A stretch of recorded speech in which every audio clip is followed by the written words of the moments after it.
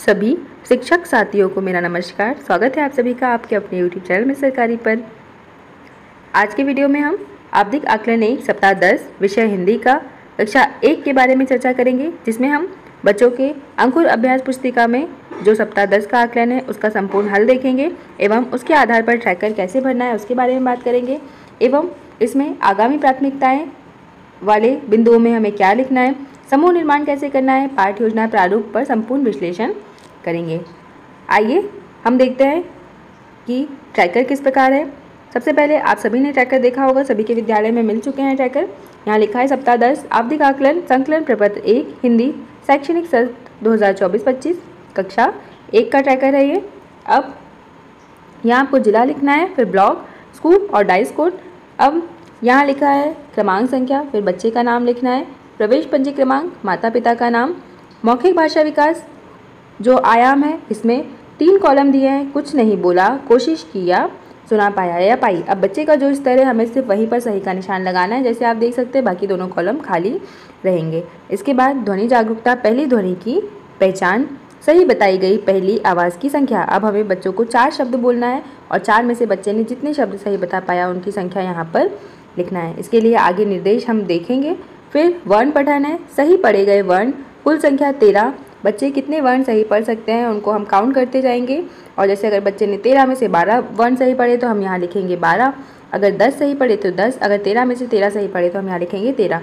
वर्ण लेखन, श्रुत लेखन, सही लिखे गए वर्ण, कुल वर्ण 13। अब जब लिखवाना है जब हमको अंकुर अभ्यास पुस्तिका में, तो बच्चे ने 13 में से कितने वर्ण सही लिखे उनकी यहाँ पर संख्या आएगी। सिर्फ इस कॉलम में आएगा सही का निशान, बाकी तीनों कॉलम में आएंगी संख्या।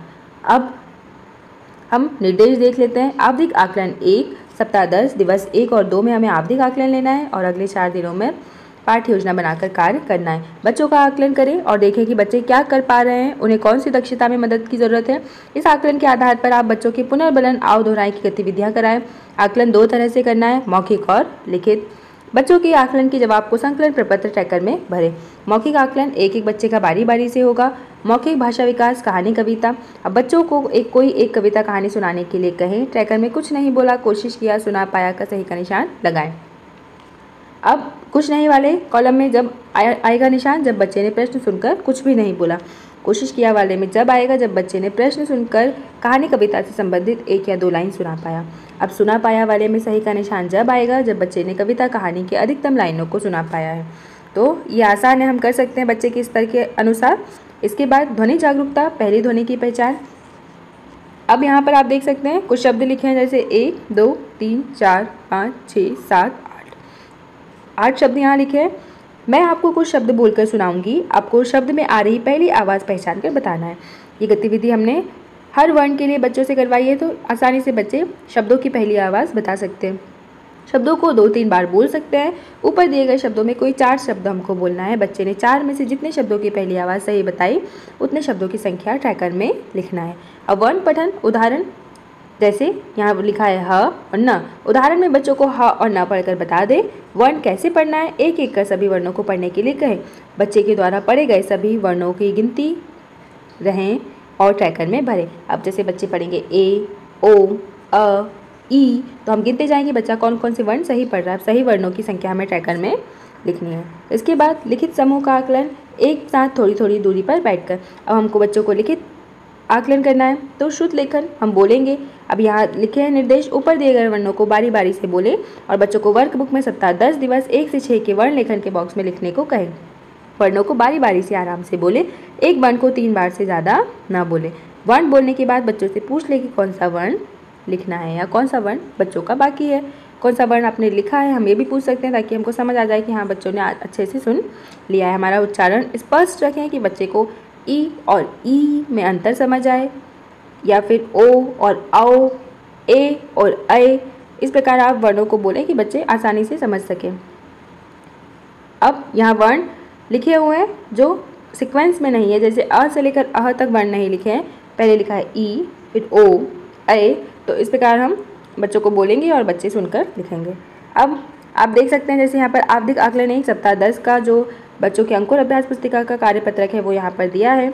श्रुति लेखन, बच्चों को वर्णों को सुने और लिखें। अब बच्चे यहाँ पर वर्ण सुनेंगे और इस प्रकार से लिखेंगे। अब शिक्षकों के लिए यहाँ क्या है कि हमें इनकी जांच करनी है और कुल वर्णों की संख्या जैसे 13 है, 13 में से बच्चों ने जितने वर्ण सही लिखे हैं उनकी संख्या यहाँ पर लिखेंगे। अब आकलन के आधार पर आगामी प्राथमिकताएं शिक्षक द्वारा लिखा जाए। अब हमें यहाँ पर क्या सुधार की आवश्यकता है उन बिंदुओं को लिखना है। ये सभी बच्चों के स्तर के अनुरूप होंगे। अब यहाँ हमने कुछ कॉमन पॉइंट्स लिखे हैं। आप इसमें से जिस बच्चे का जो भी स्तर है उसके आधार पर 5 बिंदु लिख सकते हैं। जैसे कक्षा 1 विषय हिंदी, आकलन के आधार पर आगामी प्राथमिकताएं हम देख लेते हैं इनको।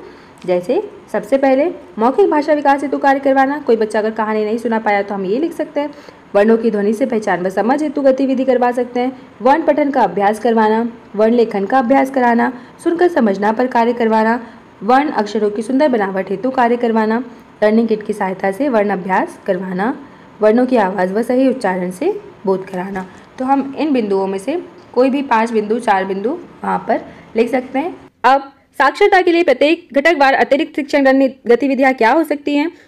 यहाँ लिखा हुआ है अतिरिक्त शिक्षक रणनीतियाँ। जैसे मौखिक भाषा विकास अगर हम बच्चे का करवाना है तो हम कौन कौन सी गतिविधि करा सकते हैं। अधिक से अधिक चित्रों पर चर्चा के मौके, अखबार के चित्रों पर चर्चा, स्कूल कक्षा में उपलब्ध सामग्री पर चर्चा, घर से स्कूल आते समय अवलोकन किए गए चीज़ों वस्तुओं स्थानों पर चर्चा, प्रार्थना सभा में बच्चों को बोलने के अधिकाधिक मौके।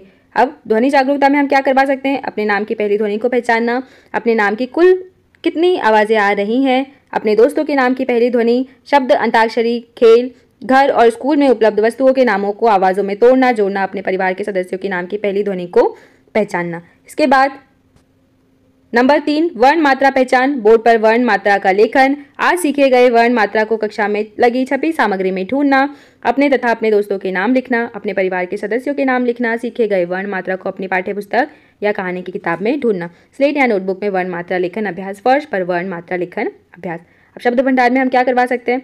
घर या स्कूल में उपलब्ध वस्तुओं को घर की भाषा और स्कूल की भाषा में क्या बोलते हैं, ऐसे नाम, चार्ट, नए शब्दों, ये चार्ट को कक्षा में प्रदर्शित करना, शब्द अंताक्षरी। धारा प्रवाह पठन, बिग बुक से कहानी पठन, बच्चों को उनके स्तर अनुसार कहानी की किताबें पढ़ने के लिए देना, कहानी पढ़ने के बाद उस पर चर्चा करना, मौखिक कहानी सुनाना, परिवार के सदस्यों द्वारा कहानी सुनाना पढ़कर या मौखिक। अब समझ के लिए हम क्या कर सकते हैं। कहानी सुनाने या पढ़ने के बाद बच्चों से प्रश्नात्मक चर्चा। लेखन के लिए बोर्ड पर वर्ण मात्रा का लेखन, अपना तथा अपने दोस्त का नाम लिखना, अपने परिवार के सदस्यों के नाम लिखना, सीखे गए वर्ण मात्रा को अपनी पाठ्यपुस्तक या कहानी की किताब में ढूंढना। स्लेट या नोटबुक में वर्ण मात्रा लेखन अभ्यास, फर्श पर वर्ण मात्रा लेखन अभ्यास। हम ये सभी रणनीतियाँ अपना सकते हैं। अब इसके बाद आप देख सकते हैं पाठ योजना निर्माण हेतु दिशा निर्देश दिए हैं यहाँ पर। जैसे प्रथम आवधिक आकलन के अंतर्गत पहले और दूसरे दिन दोनों कक्षाओं के सभी बच्चों का आकलन करने के बाद परिणामों का गहराई से विश्लेषण करें तथा विश्लेषण के आधार पर कुछ कॉमन क्षेत्रों की पहचान करें जिनमें अधिकांश बच्चों को कठिनाई महसूस हो रही हो। जैसे हो सकता है मौखिक भाषा में बच्चे चित्रों का बारीकी से अवलोकन नहीं कर पा रहे हों, चित्रों की घटनाओं से संबंध नहीं बना पा रहे हों, ध्वनि जागरूकता में कुछ विशेष ध्वनियों को नहीं पहचान पा रहे हों, इसी तरह विशेष वर्णों मात्रा को पहचानने या लिखने में कठिनाई आ रही हो, वर्ण शब्दांशों को जोड़कर शब्द नहीं बना पा रहे हों या शब्द अथवा वाक्य को हिज्जों में पढ़ रहे हों। आकलन के परिणाम एवं विश्लेषण के आधार पर 3 समूह निर्माण होंगे। आप बच्चों के स्तर अनुसार 3, 4, 5, 6 दिवस के लिए पाठ योजना बनानी है। पाठ योजना बनाने हेतु सुझाव स्वरूप निम्नलिखित बिंदु दिए जा रहे हैं। समूह में शामिल बच्चों के स्तर को ध्यान में रखते हुए अगले 4 दिनों की शैक्षिक कार्य योजना बनाएं। सामान्यतः कक्षा में 3 स्तर के बच्चे मिलेंगे। स्वयं से कर पाते हैं, थोड़े सहयोग से कर पाते हैं, अधिक सहयोग की आवश्यकता है। प्रथम स्तर के बच्चों को पीयर लर्निंग, आपस में एक दूसरे से सीखना के रूप में द्वितीय स्तर वालों बच्चों के साथ सीखने सिखाने की प्रक्रिया में शामिल किया जा सकता है। अब जो बच्चे स्वयं से कर पाते हैं और जो जिन बच्चों को थोड़े सहयोग की आवश्यकता है उनको हम सिर्फ दिशा निर्देश देंगे, वो जोड़े में काम करेंगे, और जिन बच्चों को अधिक सहायता की आवश्यकता है उन पर शिक्षक ध्यान देकर काम करवाएंगे। अपनी परिस्थिति एवं समय तथा बच्चों की संख्या को ध्यान में रखते हुए पाठ्य योजना बनाएं। आपको अपना अधिकांश समूह 3 के बच्चों के लिए रखना होगा जिन्हें अधिक सहायता की आवश्यकता है। समूह 1 के अगर बच्चे समूह 2 के बच्चों के साथ सीखने सिखाने की प्रक्रिया में शामिल है तो शिक्षक स्पष्ट निर्देश दें इस समूह के बच्चों को कि उन्हें क्या करना है, कैसे करना है आदि। अगले 4 दिनों की पाठ्य योजना बनाने हेतु साक्षरतावार घटकवार तालिका दी जा रही है जिसमें पाठ्य योजना के केवल मुख्य बिंदुओं को लिखना है तथा विस्तार से पाठ्य योजना आवश्यकता अनुसार प्रत्यक्ष से तैयार की जाए। अब आप जैसे यहाँ देख सकते हैं कि यहाँ पे बिंदुवार तालिका दी है, ये आपको शिक्षक संदर्शिका में मिलेगी। यहाँ लिखा है सप्ताह 10 दिवस 3, शिक्षक संदर्शिका में सप्ताह 10 दिवस 3, सप्ताह 10 दिवस 4, सप्ताह 10 दिवस 5 और सप्ताह 10 दिवस 6 के लिए पाठ्य योजना निर्माण हेतु प्रारूप दिया है। अब जैसे आप देख सकते हैं अगर हरा रंग है तो ये कक्षा 1 एवं 2 दोनों के लिए है। जैसे यहाँ मौखिक भाषा विकास के बारे में बात की एवं ध्वनि जागरूकता के बारे में। अब समूह 1 में वे बच्चे हैं जो स्वयं से कर पाते हैं, तो हम उनके लिए कौन सी रणनीतियाँ अपना रहे हैं वो आपको यहाँ लिखना है। अभी हमने रणनीतियों पर चर्चा की है। थोड़े सहयोग से कर पाते हैं उनके लिए क्या रणनीतियाँ हमें यहाँ लिखनी है, एवं अधिक सहयोग क्या आवश्यकता है उनके लिए क्या रणनीतियाँ हमें यहाँ कुछ पॉइंट्स में लिखनी है। शिक्षक मौखिक भाषा के आकलन परिणाम के आधार पर 3 समूह को ध्यान में रखते हुए आगामी पाठ्य योजना हेतु बिंदु लिखें। अब आपको यहाँ पर कुछ बिंदु लिखना है कि आप क्या बिंदु अपना रहे हैं बच्चों को और अच्छे से सिखाने के लिए। अब ध्वनि जागरूकता के लिए भी आपको ऐसे ही आकलन प्रपत्र को जब हम विश्लेषण करेंगे तो आपको यहाँ 3 समूह के बच्चे मिलेंगे और हम उनके लिए क्या रणनीतियाँ अपनाएंगे वो हम यहाँ पर लिखेंगे। इसके बाद जैसे आप देख सकते हैं कि वर्ण शब्द ये लाल रंग से है तो ये कक्षा पहली का है, नीले रंग वाला कक्षा दूसरी के लिए। ये सप्ताह 10 दिवस 3 का ही है। इसके बाद आप संदर्शिका में देखेंगे सप्ताह 10 दिवस 4 के लिए है, फिर सप्ताह 10 दिवस 5 के लिए। इसी प्रकार दिवस 3 से लेकर दिवस 6 तक के लिए प्रारूप दिया है। अब पहली के लिए वर्ण शब्द है, दूसरी के लिए वर्ण शब्द है। हमने क्या रणनीतियाँ अपनाई हम उन्हें यहाँ कुछ बिंदुओं में लिखेंगे। तो ऐसे ही हमने वीडियो में देखा कि किस प्रकार हमें बच्चों का कार्यपत्रक करवाना है, उसके आधार पर ट्रैकर भरना है और ट्रैकर और कार्यपत्रक के आधार पर बच्चों के कैसे हमें समूह बनाने हैं और समूह के लिए क्या रणनीतियाँ चारों दिवस में अपनानी है, उसके आधार पर हमें कैसे काम करना है। आशा है कि आपको ये वीडियो ट्रैकर का समझ आया होगा। आप अन्य कक्षाओं के ट्रैकर हमारे चैनल पर बनी प्लेलिस्ट में जाकर देख सकते हैं। वीडियो को लाइक करें, शेयर करें और चैनल को सब्सक्राइब करें। Thank you.